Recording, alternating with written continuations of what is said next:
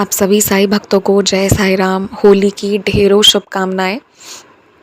मुझे पता है कि आज मैंने संदेश अपलोड नहीं किया है, लेकिन मैं ये एक्सपीरियंस आप लोगों के साथ शेयर कर रही हूँ। मुझे लगा कि शेयर करना चाहिए और हाँ, संदेश फिर रेगुलर आएंगे कल से।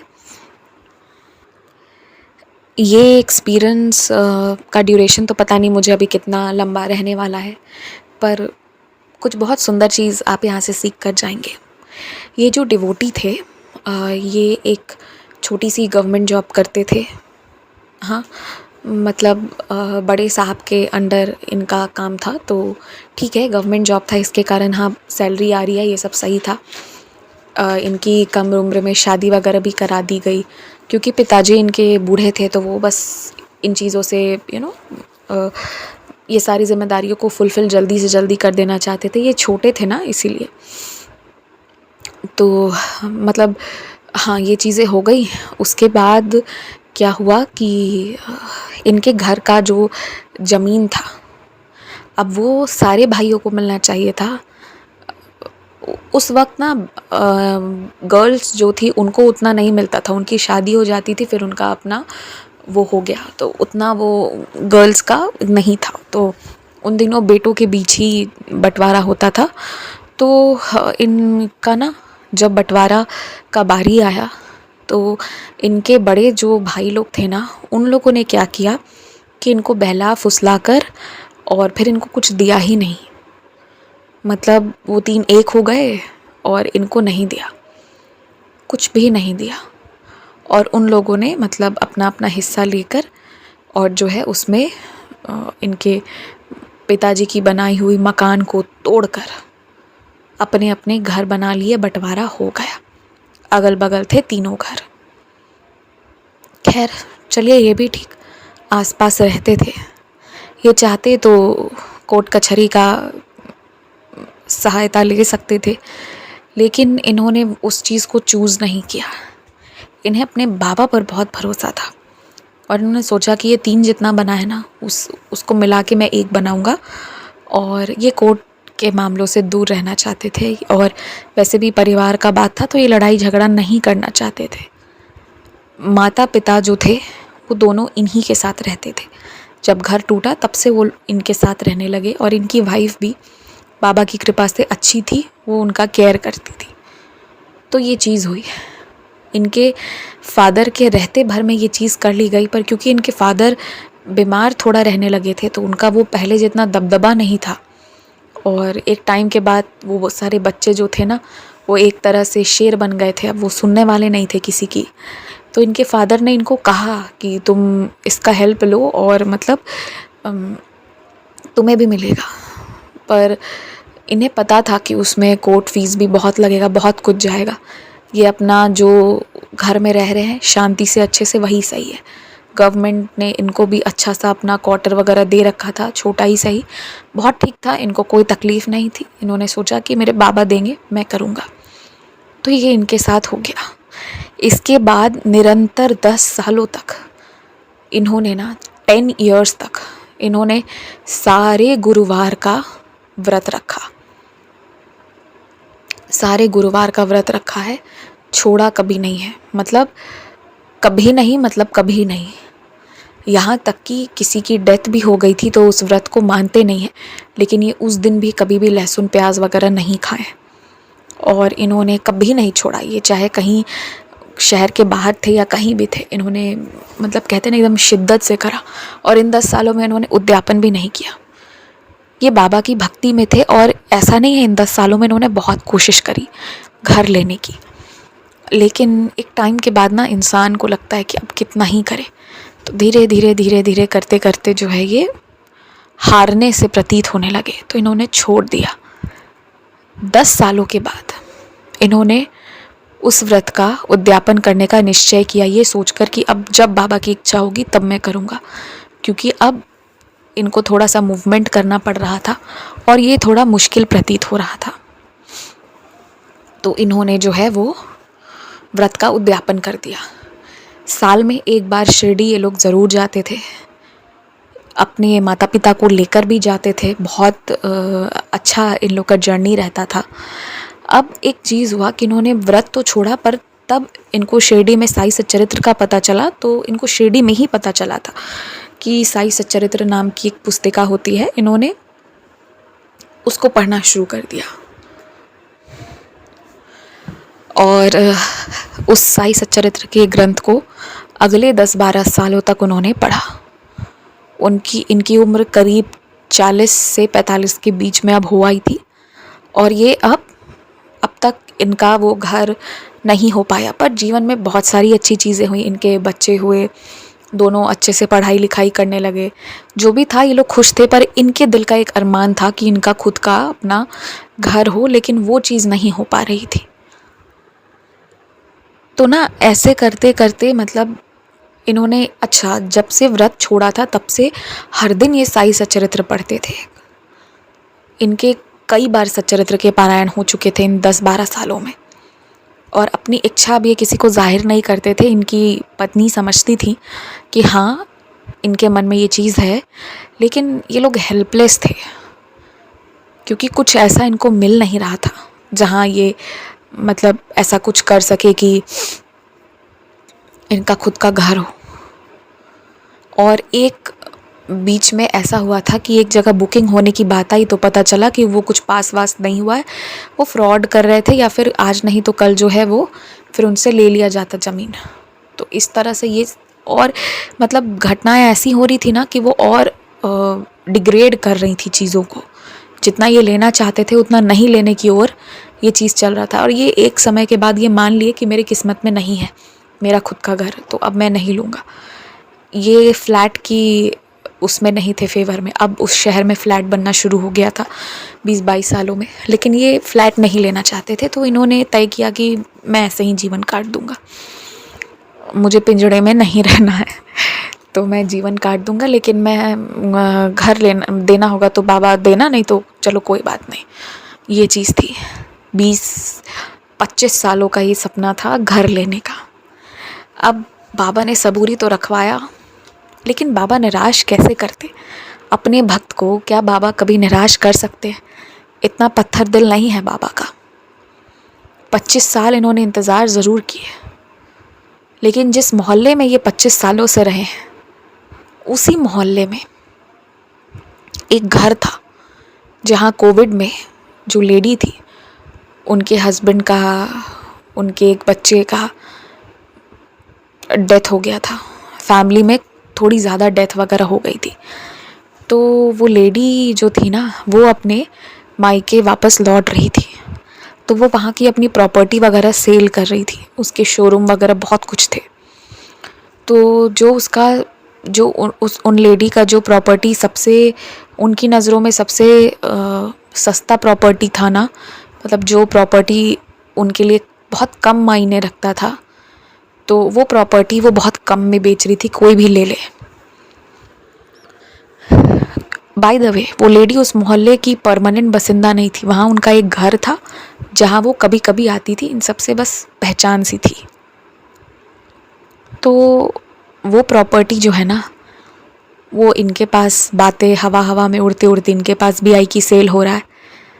तो डरते डरते ये वहाँ तक गए। इन्होंने सोचा फिर कोई गड़बड़ नहीं हो जाए। इन्हें उम्मीद नहीं थी, लेकिन बहुत कम बताया उस प्रॉपर्टी का। और वो प्रॉपर्टी जो था वो 2 फ्लोर का प्रॉपर्टी था, नीचे के फ्लोर और ऊपर के फ्लोर। जब ये ऑफ़र लेकर गए कि इन्हें लेना है, तो वो बहुत खुश हो गई कि चलो ये किसी अच्छे इंसान को दिला रहा है। और उनको पता था कि इनके पास से पैसा कहीं नहीं जाएगा, और वो घर उनको इतने कम में मिला जिसकी ये कल्पना भी नहीं कर सकते थे। तो अब जैसा कि वो 3 भाइयों ने जोड़कर घर बनाया, उससे बड़ा घर था ये। उन लेडी के लिए छोटी प्रॉपर्टी थी, पर इनके लिए बहुत बड़ी चीज़ थी वो। देखिए, कुछ जो इनकी सेविंग्स थी इतने सालों की, वो बहुत काम आई रजिस्ट्रेशन वगैरह सब कुछ में, रजिस्ट्री वगैरह में। और बाकी तो मतलब बाबा की कृपा से इनका नेक्स्ट 10 इयर्स में जो है 10 इयर्स भी ज़्यादा है, 8-9 इयर्स में वो घर का सारा जो भी है पैसा वो सब पूरा हो जाएगा। बाबा ने बहुत कर्ज इन्हें लेने नहीं दिया, बहुत बहुत कम लेने दिया है, और वो भी ये आराम से खुशी खुशी दे रहे हैं, चिंता में आकर नहीं। 25 सालों की सेविंग्स का कमाल था ये। अब इनकी मदर तो नहीं है, पर फादर हैं, वो बहुत बूढ़े हो चुके हैं, बहुत ज़्यादा, पर बहुत खुश हैं वो ये देखकर कि इन्होंने इतना बड़ा मकान बनाया है। इनके भाई लोग भी आए, इन्होंने एक ही बार तो ये चीज़ कही थी कि इन तीनों से बड़ा मकान बनाऊंगा, और वाकई में इनके शब्दों का लाज रख लिया बाबा ने। पर बात यहाँ पर ये नहीं था, इन्होंने कभी ये चीज़ ध्यान भी नहीं था इनके मन में कि मतलब मैंने उनको वचन दिया है तो मतलब कि मैंने चैलेंज किया है तो मुझे चैलेंज जीतना है, ऐसा कुछ मन में चिढ़ कुछ था ही नहीं। उन्होंने तो छोड़ दिया था कि होगा तो ठीक है, नहीं तो कोई बात नहीं। तो ये चीज़ थी। और मतलब ये लोग ना अपने घर के हर कोने को बहुत सेलिब्रेट करते हैं। ड्राइंग रूम में बैठना, छोटा सा गार्डन है वहाँ पे सुबह बैठना, डाइनिंग एरिया में खाना खाना, रात का खाना इनका छत पे होता है, छत पर बैठकर खाते हैं, उसके बाद थोड़ी देर बालकोनी में बैठना। मतलब ये लोग अपने घर के हर कोने को सेलिब्रेट करते हैं। आप समझो कि इतने समय के बाद जिसको उसकी वो चीज़ मिली है ना, तो एंटर करते ही इनका बहुत सुंदर सा छोटा सा डाइनिंग एरिया है। बहुत डेकोरेशन तो नहीं कर सकते थे, पर जो भी है अच्छे से करके रखा है। पूरे घर पर एसी लगाई है इन्होंने, ये बात इन्होंने बताई। और डाइनिंग एरिया है इनका, छोटा सा किचन है जो कि ओपन किचन है। तो इनकी वाइफ जब वहाँ काम करती रहती हैं किचन में, तो ये डाइनिंग एरिया पर बैठ जाते हैं और उनसे बातें भी होती है, काम भी करती हैं। इनके पिताजी का सबसे फेवरेट कोना जो है वो है छोटा सा गार्डन, जहाँ वो कुर्सी लेकर बैठते हैं। और उन्हें अखबार पढ़ने की तब भी आदत थी, अब भी आदत है, तो अखबार पढ़ना तो वो कभी छोड़ते नहीं हैं।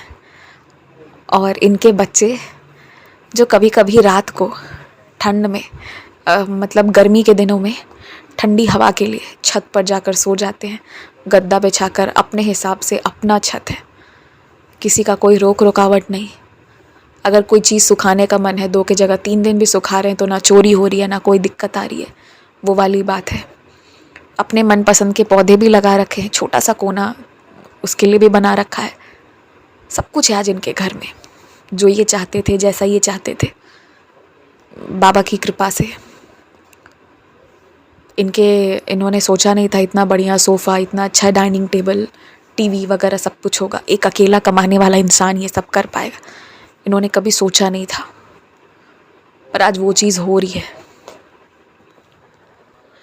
और बेशक ये घर इन्होंने खुद से लिया है, पर इनके दोनों बच्चों का उसमें बहुत सहयोग रहा है। इनके दोनों बच्चे वेल प्लेस्ड हैं, तो उनका दोनों बच्चों का बहुत सहयोग इस घर के लिए रहा है, इस घर को सजाने, सब कुछ करने में। और अपनी बेटी की शादी आगे करेंगे तो वो इसी घर से करेंगे। उसके पहले बाबा ने इनको इनका खुद का घर दे दिया है, खुद का आंगन दे दिया है। और ये बताते हैं कि जब गांव के दिनों में ना ये लोग खुले आसमान में नल के नीचे बैठकर नहाते थे, आज वही नज़ारा इन्हें अपने आंगन में दिखता है। गांव भी याद आता है और ये उस चीज़ को दोबारा जी पाते हैं, जैसा ये जीना चाहते थे वैसा। और आज इनके पास अपना खुद का स्पेस है, कोई मकान मालिक का रोक टोक कुछ नहीं है कि छत इतने बजे बंद होना चाहिए, दरवाज़ा इतने बजे, ऐसा वैसा कुछ नहीं है। और एक इन्होंने लिखा है मारुति ले रखी है, यानी एक गाड़ी ले रखी है जो गैरेज में अच्छे से है, वो भी शानो शौकत में है। अपनी गैरेज वाला हो गया है जो गाड़ी, वो भी एकदम शौक से विथ प्राइड इनके गैरेज में खड़ा रहता है। तो कुछ यूँ बाबा ने इनको ये घर गिफ्ट किया है। और आपको तो पता ही है कि जब बाबा ने घर दिया है तो उन्होंने बाबा का कितना सुंदर दरबार उसमें रखा है, जो ऑब्वियसली इनका पर्सनल है, पब्लिक नहीं है। और एक बात, इनके मित्रगण भी अब इनके घर आते हैं, और अब ये लोग जो हैं वो बैठकर बाहर में संडे को चाय पीते हैं। घर से गरम गरम चाय बनकर अंदर से आती है, तो बहुत खुश हैं ये लोग अपने उस पूरे स्पेस को, साई के दिए गए स्पेस को बहुत इन्जॉय कर रहे हैं। और उन्होंने अपने घर के लिए जो जो सोच रखा था ना, वो सारी चीज़ों को अब वो अच्छे से कर रहे हैं। अपने सब रिश्तेदारों को अब घर पर बुलाते हैं स्टे करने के लिए, क्योंकि अब तो अपना घर हो गया है। तो पहले भी बुलाते थे, ऐसी बात नहीं है, पर अब और मतलब अब तो अपना घर है, वो वाली चीज़ हो गई है कि जितना पानी से नहाना है नहाओ, कोई दिक्कत नहीं है, वो वाली बात है। क्योंकि मकान मालिकों का क्या होता है कि अगर ज़्यादा लोग नहाते हैं तो उनको ज़्यादा पानी भरना पड़ता है, तो वो उसके लिए भी आँख दिखाते हैं, तो वही चीज़ होती है। तो यही बात है, साई का दिया हुआ इनका अपना घर, और यही है खूबसूरत सी लीला। पर इसे सुनाने का मेरा उद्देश्य ये था कि श्रद्धा और सबूरी के मार्ग से हमें सब कुछ मिल सकता है। और अगर थोड़ी ज़्यादा हड़बड़ी है ना, जैसे मुझे भी रहती है, मैं कई बार लीलाएं सुनाती हूँ तो मुझे डर लग जाता है।